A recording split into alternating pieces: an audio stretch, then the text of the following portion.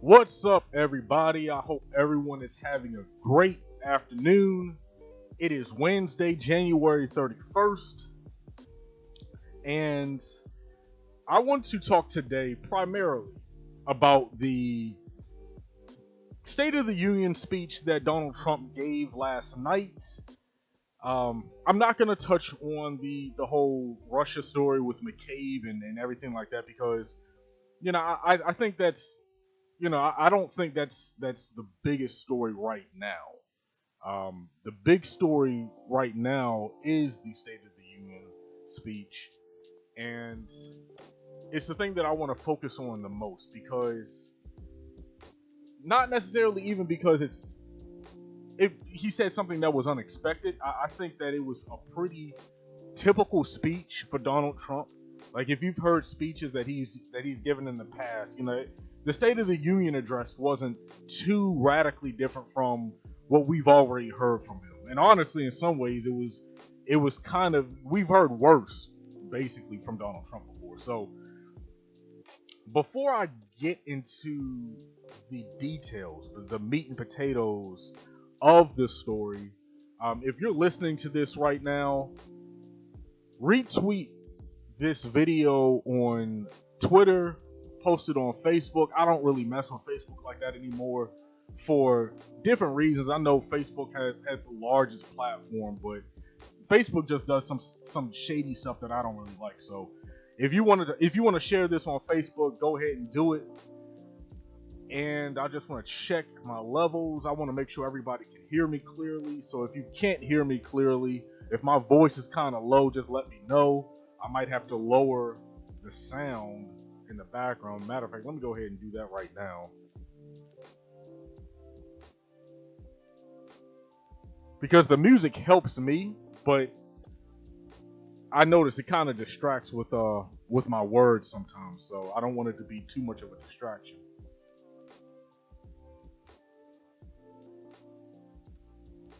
Okay, so that's good. So, all right. The State of the Union. How was it for those who might not have seen it, for those who might have been watching Black Lightning instead because you couldn't stomach seeing the orange wannabe petty dictator, take to the podium and basically spew his propaganda. But honestly, like I said, it really wasn't. There really wasn't anything about it that stood out in particular. I mean, it was a very nativist speech. I said this on Twitter last night. It was easily the most nativist speech I've ever seen a president give in my life. Okay, I haven't seen a president since I've been following politics. I have never seen a president attack other Americans, attack other people living in this country as much as he attacked primarily immigrants. And I mean, he really laid it in heavy. Like the nativism and the jingoistic xenophobia was really heavy-handed. And that's not A lot of people say, because you get a lot of people who say, well, Trump is not really doing anything that's terribly different from what Obama did, and I don't agree with that.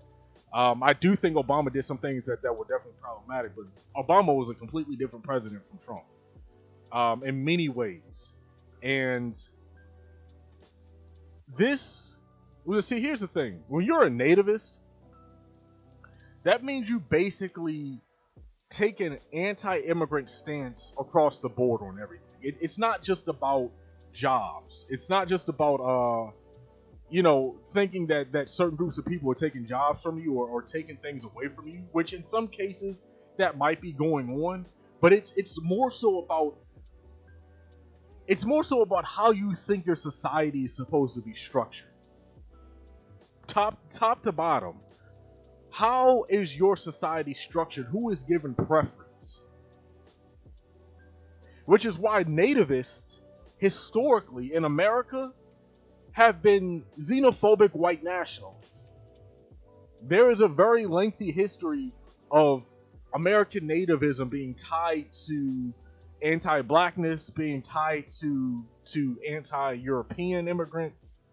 Anybody who's not considered part of the dominant group in society, okay, has been a victim at some point in time of nativist rhetoric in America. And that's really who Trump was talking to. The entire State of the Union address, especially when he started getting on the immigrant stuff, that was entirely for his base and any other nativists who might be in the country. But before he really got into the speech, and this was trending on Twitter, and I wanted to bring this up, the Congressional Black Caucus really showed out. Like they weren't having it. People were talking about how they looked like they just got back from the Black Panther premiere. Like they were decked out in the kente cloth ties, and they had kente cloth wrapped around their shoulders, and it was a breath of fresh air. It was nice to see the CBC take such a pro-black stance. It was probably the blackest thing I've ever seen the Congressional Black Caucus do. But I know, like, that's honestly, that I'm not gonna say it was for show, but at some point in time, like, you have to back that up with actual advocacy for policy changes in the community. And I know some of them are doing that. Some of them do propose things that will help out a lot of black people. But when it comes to black politicians, a lot of times we find that a lot of people in those positions hit brick walls. And they hit brick walls because they're forced to work with people who do not share their agenda. Okay. They tend to work with people who have a nativist mindset for the people in the dominant society. And typically, black policies and policies that would help the black community haven't been supported by nativist-minded people. So don't think that just because Trump takes these anti-immigrant stances, and you might think, there's justification for that. Don't think that has anything to do with black people and helping black people, because it really, most of the time, historically it doesn't. Historically, those two are at odds with each other. So the Congressional Black Caucus, they were out there, and they really, I don't think they clapped for anything. They stayed, sitting in their seats the whole entire time. So, so that was interesting. That was definitely fun. But there were a lot of references to the flag and to patriotism. Okay, this gets into the nativism of the State of the Union. It was a very jingoistic speech, and typically that's honestly, to an extent, to be expected when it comes to State of the Union speeches.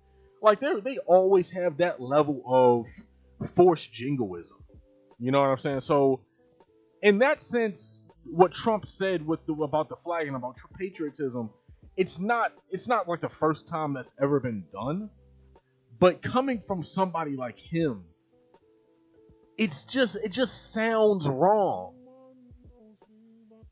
Like having somebody who routinely appeals to white supremacists talking about the flag and talking about patriotism, it's not the same thing as a regular politician doing that. Because we know where he stands. We know how he feels about us, family. We know he's not for us. We know none of these Stephen Millers and well, Gorka and Bannon, they're not there anymore, but we know that when they were there, they're not for us. They're not for the black community. Or really any non-white community for that matter. So of course, obviously, he brought up, as soon as he started bringing up the flag, I knew, I was like, oh, here we go. He didn't mention Kaepernick by name, but he took a huge jab at Colin Kaepernick and the anthem protests. He made a reference to like, yeah, in America, we stand for the flag. And of course, everybody, all of the jingoists in the room, all of the Kool-Aid drinking jingoists in the room got up. And that's another thing about the State of the Union. There's always, there's so much grandstanding with the State of the Union, because you get people who, after every sentence, they're standing up clapping. And they stand up and clap. And there was this guy who kept saying, yeah, like every time Trump said something, there was this guy in the audience who was screaming, yeah, like, okay, I don't know who that was, but somebody was really excited. One of them Republicans were really happy to be there. But yeah, like, I had a feeling like he can't go, because the speech was long. It was like an hour and a half, or it might have been around, give or take, maybe 10-20 minutes, but it was at least about an hour and a half. And I was watching some of the post-speech commentary, and they were talking about how it was the third longest speech in since they've been doing the State of the Union. So I knew like he wasn't going to be able to go an entire speech without taking a jab at either a black athlete or a black rapper.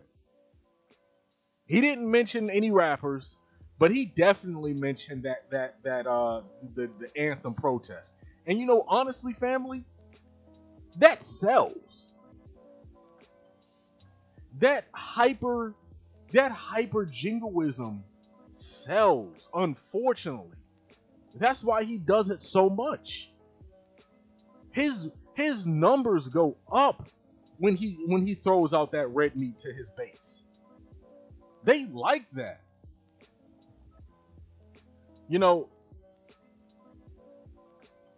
It's just seeing how that whole message has been co-opted, how they've attempted to co-opt it.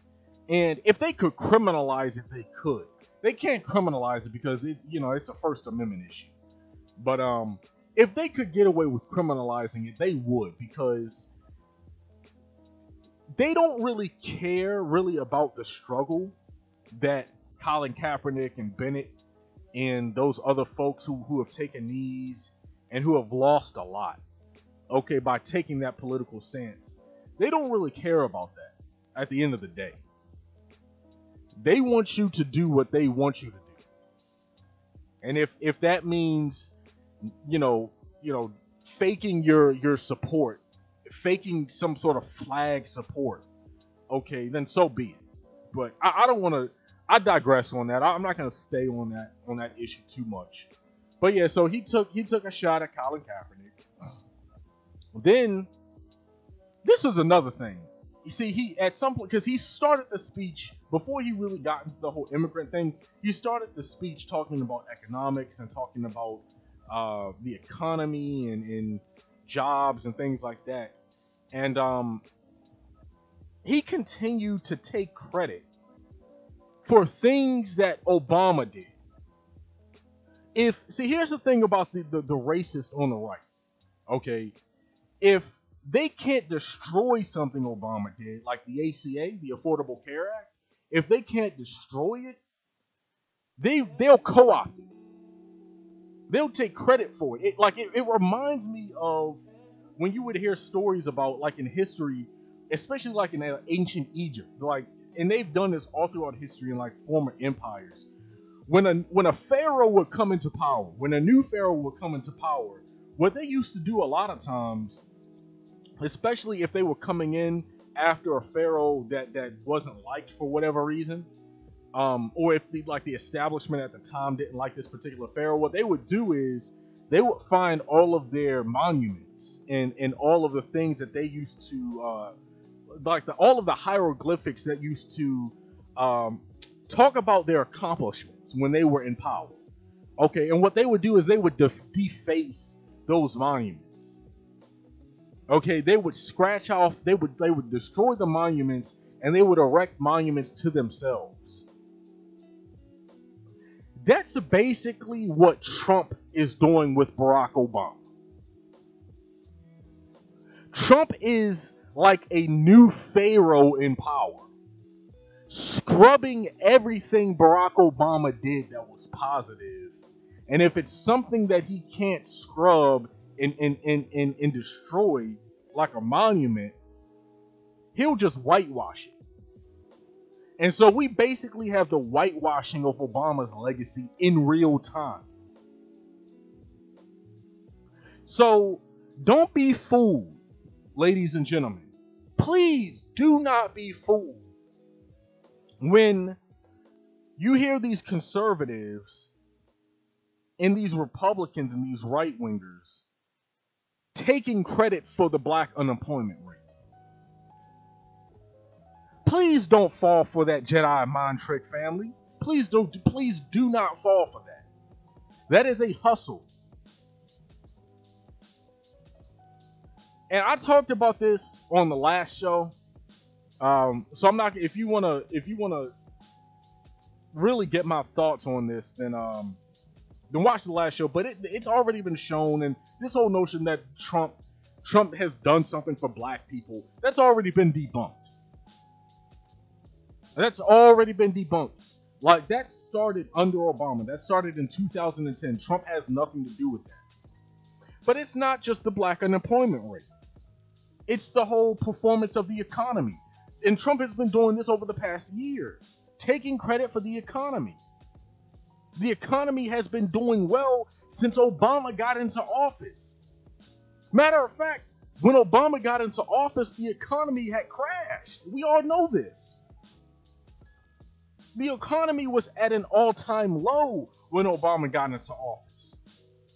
Then starting in like what, 08, 09, when Obama got into office, then the economy started to recover. And it's been that way ever since. Trump can't claim to be doing that. He wants to take credit for the economy we're still living in Obama's economy for all intents and purposes. But again, it's about not giving not only the Democrat credit, it's about not giving the black Democrat credit, the one they hate the most. I don't think they hate Obama as much as they hate Clinton, but they definitely hate both of them a lot. Okay? So he continued that, taking credit for things Obama did, and then he has the nerve he bragged also about gutting the ACA. Which they keep doing this despite the fact that the ACA is popular. But, you can't tell Trump supporters this because, they're drinking the Kool-Aid. They're drinking the cyanide Kool-Aid. So they're not going to realize that the ACA actually helps them. Some of them know this, actually. Which is why when the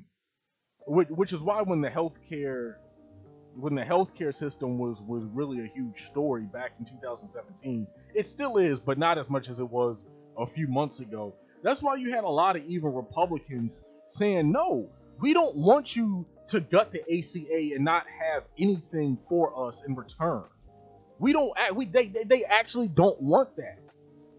So some of them know that the ACA is giving them a little bit of help, but they don't want to admit it.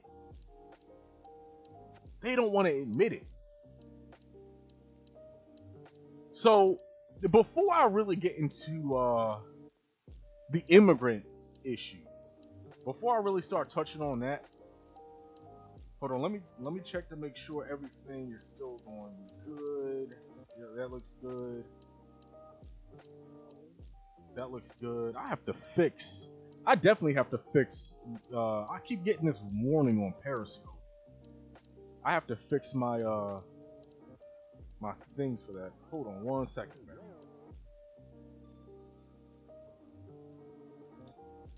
Something going on with my settings right now. Make sure everything is looking good.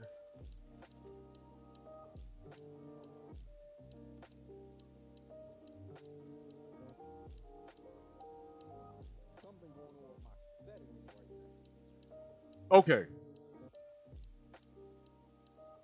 Okay, so that's just gonna have to stay as is. So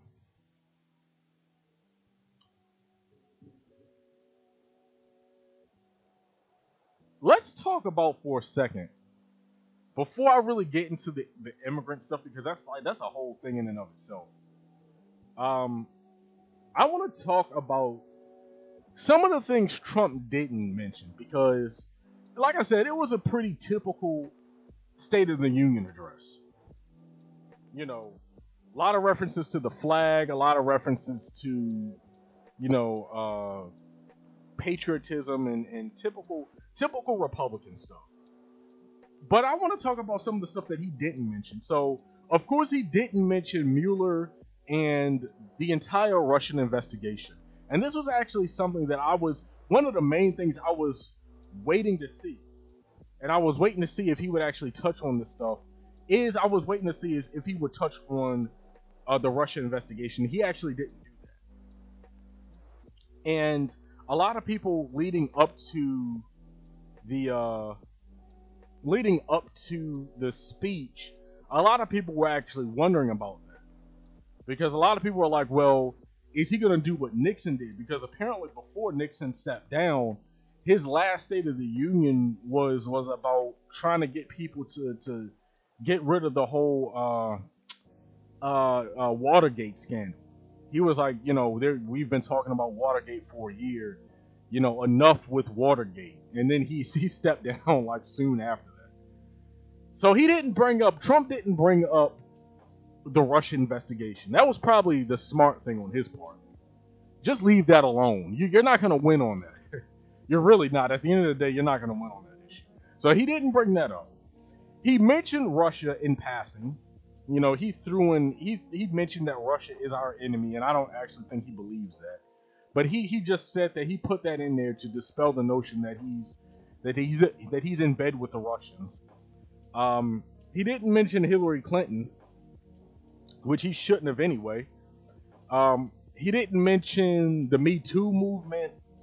And again, that's not something I would expect him to bring up, because he's guilty in that regard. He's not the person to be speaking on that unless he's apologizing. Okay.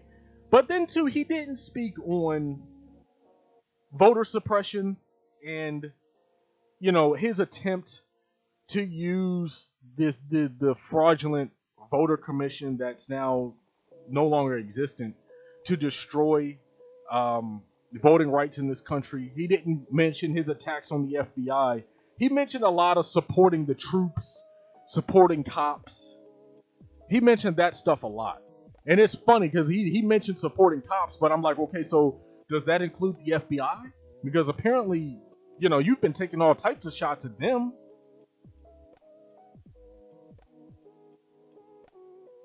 He's been taking all sorts of shots at the FBI. But you see, here's how hypocritical they are. They talk about supporting cops when it's convenient for them. That's the most important thing. When it's about bashing black people and bashing black activists and bashing people who take knees, oh, support the cops. We support the cops and everything they do. When it's something that they're guilty of, that they want to cover up, or all of a sudden all that supporting the cop stuff goes out the window. And he didn't mention climate change. There was no mention whatsoever on the probably one of the biggest issues facing the entire globe right now. He didn't mention it at all. Not one word about climate change. Okay. And something else. He mentioned terrorism a lot. Okay, and I'm gonna bring this up and I'm gonna segue into what he was saying about immigrants. He brought up terrorism several times, and in typical fashion, and we know that we have an administration right now in power where we have an administration that doesn't take the threats of terrorism committed by people of European descent nearly as seriously as they take terrorism committed by people of African descent, terrorism committed by people who are of Middle Eastern descent, Muslims. That's that when they talk about terrorism, it's like the same thing with cops. It's what's politically convenient for them. That word terrorism is so racialized now. It has become a hyper racialized term. It's become a very racialized term, and it's also become a very political term. Because he mentioned ISIS, which again he can't take credit for, but he mentioned ISIS and he mentioned terrorism, and he mentioned MS-13, yada yada yada, but he had nothing to say about Vegas. He had nothing to say about far-right extremists who commit just as many, if not more, terrorist acts in this country than Muslims, or as Muslims. So that's something else he didn't mention. He mentioned one aspect of terrorism, but not the other, because they don't really have a problem with that. And that's clear. Some people might think that's a controversial thing to say, but no, I judge people based on their actions. And if you are apologetic, if you are apologetic about certain types of terrorism, and if you sweep certain types of terrorism under the rug, and you only make a big deal about other forms of terrorism, then that tells me that you have a bias. You don't really care about terrorism. You care about terrorism to the extent that you can use it as a political tool against other groups of people that you don't like. So he brought up, here's something really important, and now I've been leading up to this the whole time, and I want to just touch on it now, because I'm about 30 minutes into this stream.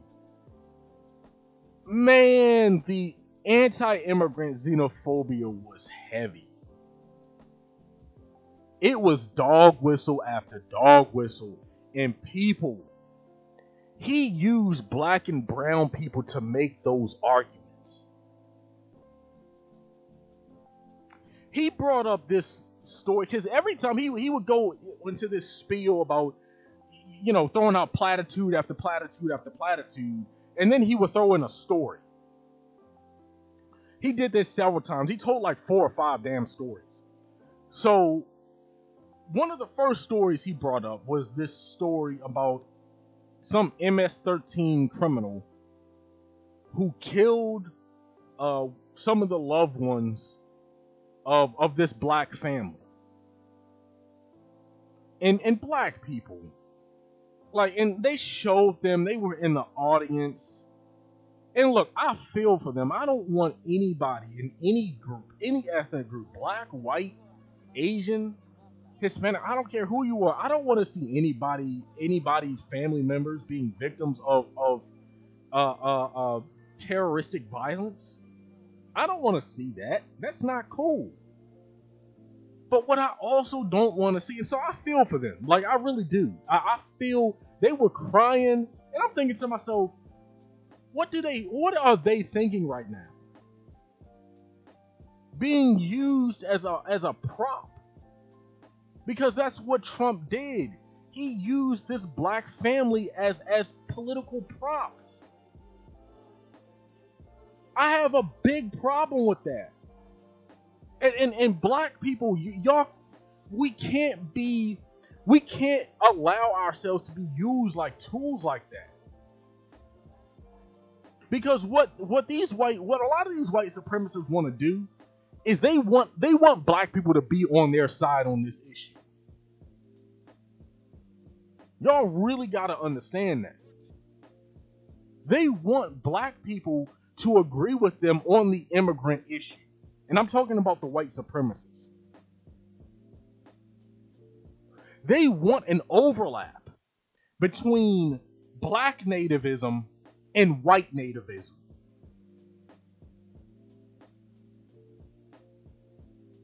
They want an intersectional relationship between black people who talk who talk in some kind of like very nativist tones and use a lot of nativist rhetoric. They want that. Because then, peep this, y'all. They're trying to play chess, because understand what they're doing. They know that a lot of people look at how anti-immigrant they are, and I'm talking about the white supremacists, and how they are pushing this highly racist immigrant policy. Okay, that they want to, and I'm about to touch on that in a second. They know how racist that looks. So the number one thing they want to do is to be able to say, no, look, you see, black people don't like immigrants either. That's what they want. Y'all don't allow yourselves to be used as tools like that.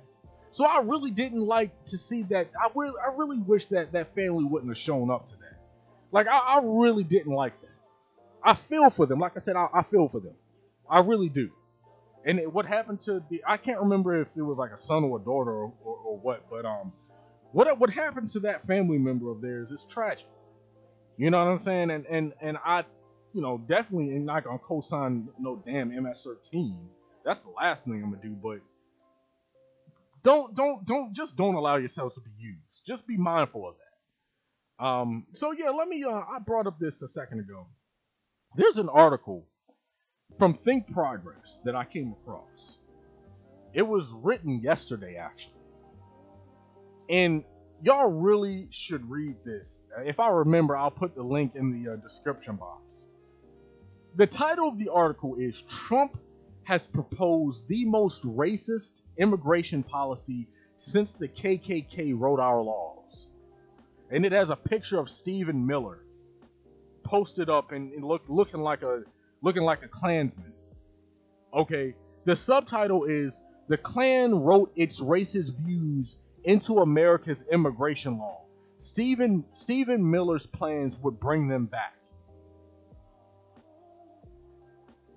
And it's a really interesting article about the true agenda behind the Trump administration's entire immigrant stance.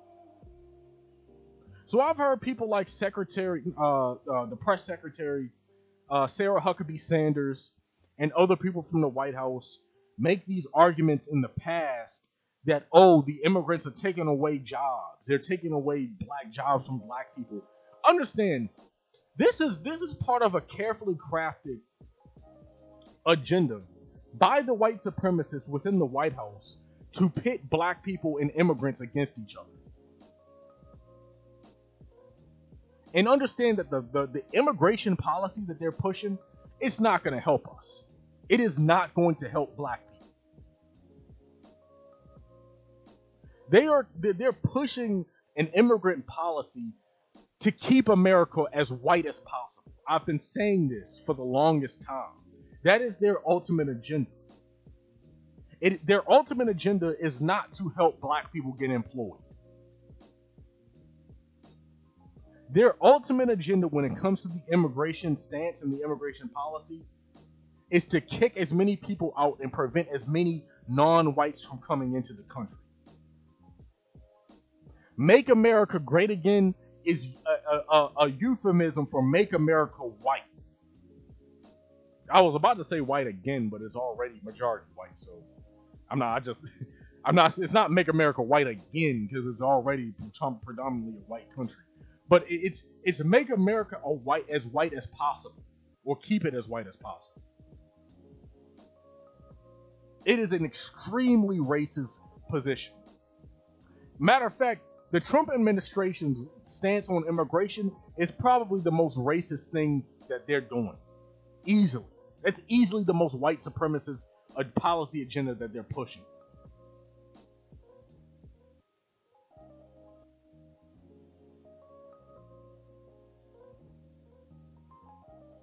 So, in this article, I'm trying to find where a good place to start reading is because I don't want to read the whole thing.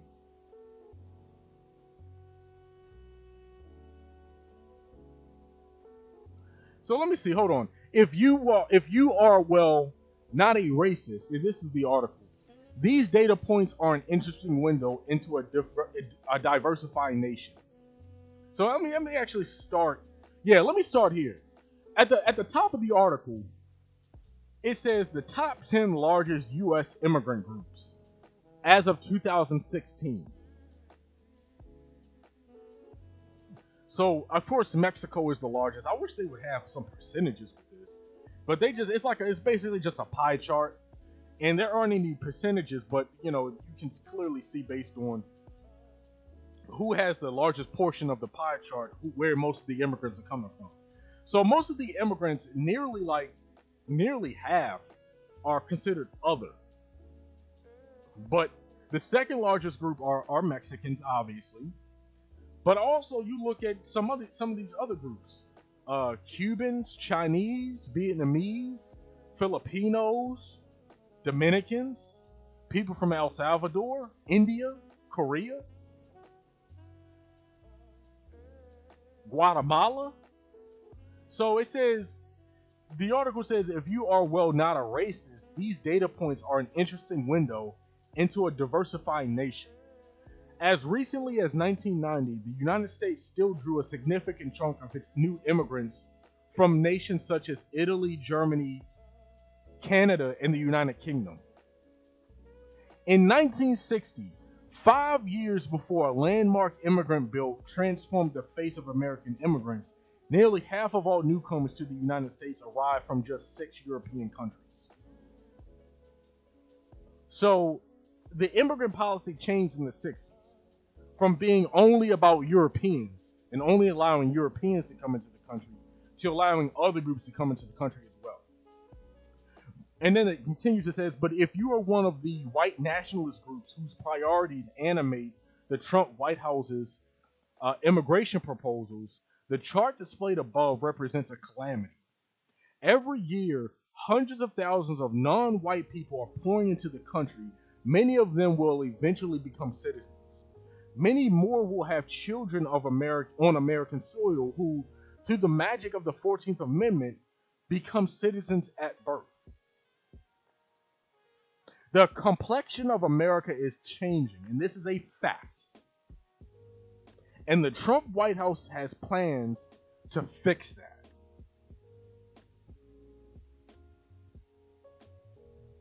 And then further down, there's a subtitle that says the clannish history of American immigration law.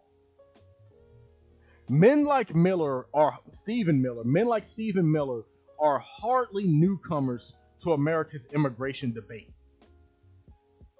Even after the Civil War ended slavery and the 14th Amendment was supposed to eliminate policies driven by racism, 19th century, so the 1800s, immigration policy was marred by laws such as the Chinese Exclusion Act, which did more or less what its name suggests. Then the 1920s saw the rebirth of the Ku Klux Klan. Originally formed by former Confederate officers after the defeat of the Union forces, or by the Union forces, The Klan quickly morphed into a terrorist organization seeking to restore white supremacy.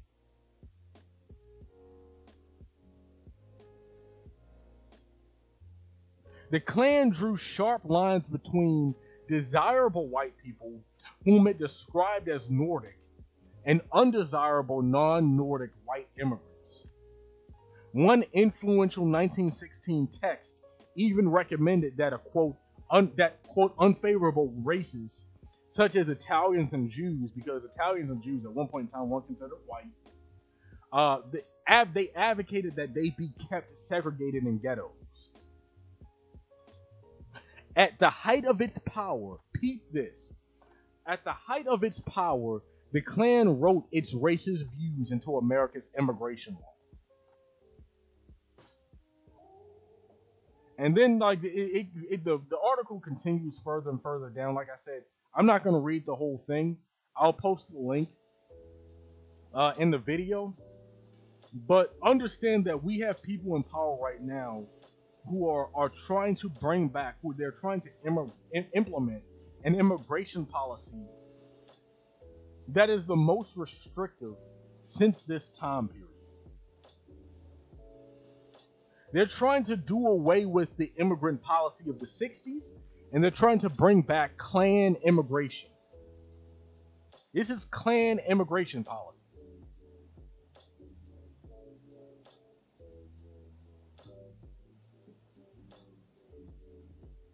So, don't be fooled, black people.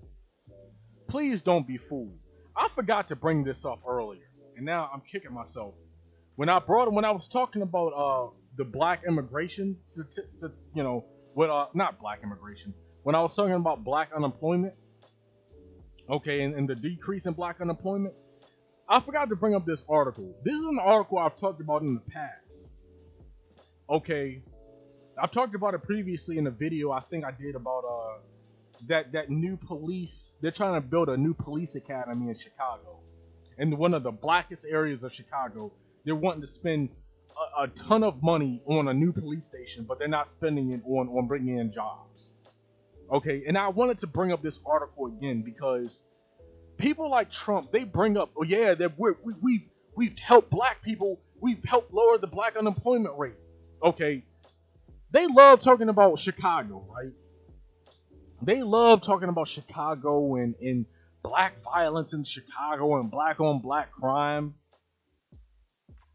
What they don't like to say is that the black unemployment rate, especially in Chicago, the black unemployment rate nationally is double the white unemployment rate. But it's even worse if you look at it, city by city by city, especially in Chicago.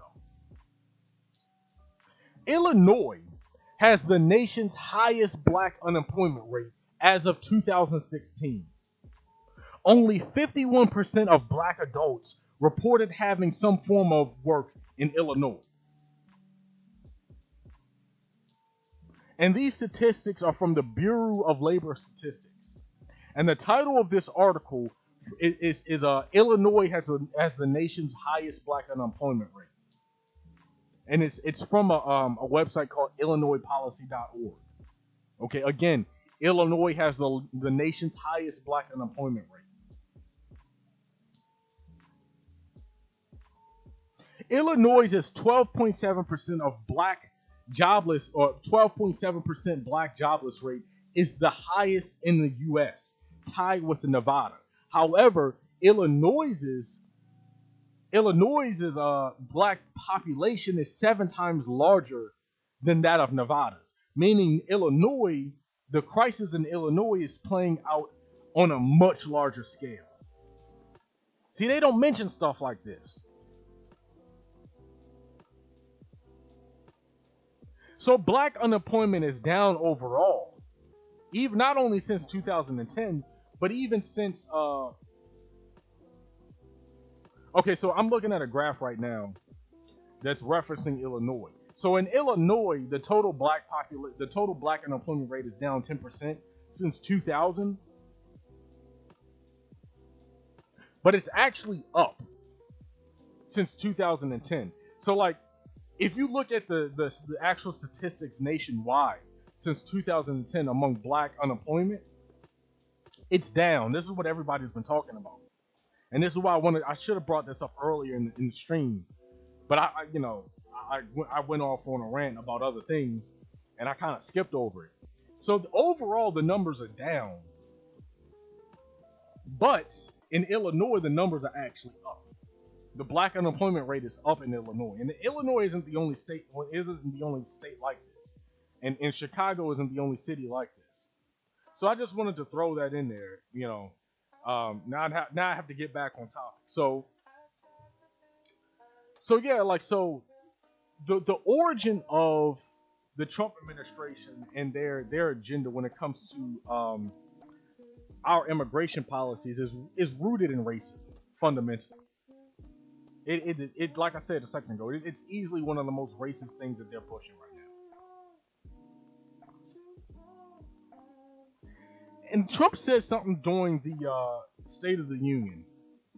He said, Trump said something like, Americans are dreamers too. He said, Americans are dreamers too. Again, trying to pit Americans against dreamers and trying to pit Americans against dreamers and DACA recipients and immigrants in general. You know who congratulated him on Twitter? Y'all want to take a wild guess on who congratulated Donald Trump when he said Americans are dreamers too? David Duke. The David Duke on Twitter, after Trump said Americans are dreamers too, he said, "Thank you, Mr. President."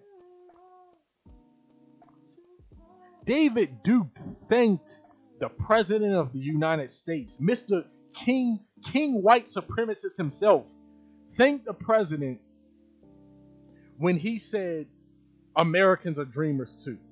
So this is just even more just proof for people to like really pump the nativism. Like some certain black people, I'm hearing certain black voices in the community, people that I've respected in the past, and people who I respect their opinion, I respect their ability to share their opinion.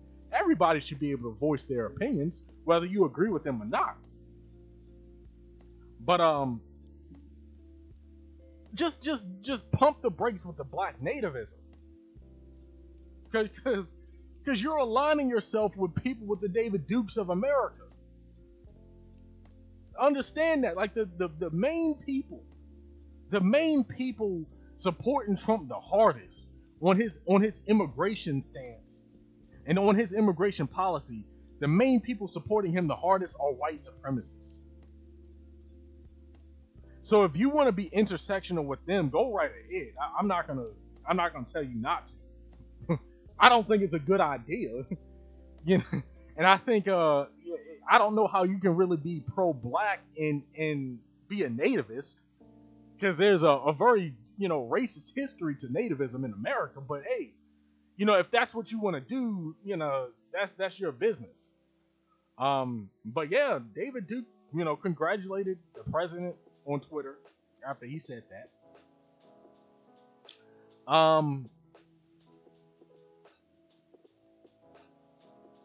And something else, at the end of the speech, because I'm about to wrap this up in a second. At the end of the State of the Union address, I'm checking, because I have these tabs open on things I want to hit on, topics I want to hit on. Some of this stuff I'm going to save for the Friday show, because on Friday, I'm going to spend unless there's like a major story that comes out between now and Friday, I'm going to spend Friday talking about black people and how we should interact with the immigration issue, because that's something that we need to actually flesh out. Like that's a topic that we really need to flesh out, because I'm hearing things that I don't really agree with. But I want to properly build my argument first, and I want to get some data together first. So that's going to be the Friday show. But so yeah, some of these tabs I'm looking at right now, I'm gonna save for Friday. But yeah, so before I end this stream, yeah, at the end of Trump's State of the Union address, you had a bunch of these senators and maybe even some congressmen, some members of the House of Representatives. They started chanting USA, USA, USA. It became, it was like a football game for these people. USA, USA, USA, USA. I'm like, oh, okay. All right. Like it was, they were cheerleading heavy. They were cheerleading heavy. And I'm like, okay, are we at a ball game right now? like we're doing USA chants during the State of the Union address? Like come on. Like that was probably one of the lesser important things about the State of the Union address, but I just thought I just shook my head at that. Like that's just whatever. But anyway, that's been today's live stream. I'm probably forgetting something because I'll probably watch other people's reviews of the State of the Union and I'll be like, dang it, why didn't I bring that up? But this is just basically some of the notes that I kept, because I was writing notes when I was watching the State of the Union, and I was watching several different live streams at once because I wanted to get other people's perspective on some of the things that were being said. But yeah, that was really the gist of it. A lot of lying, a lot of taking things out of context, a lot of claiming of accomplishments that he shouldn't have claimed because he didn't do. And he mixed it in with a flag, jingoism, a story here and there, and support the troops. That was basically the gist of the speech. So check me out on Friday, 12 p.m. noon. I do my live stream at that time every Monday, Wednesday, and Friday. Check out my blog, www.blackandintellectual.com.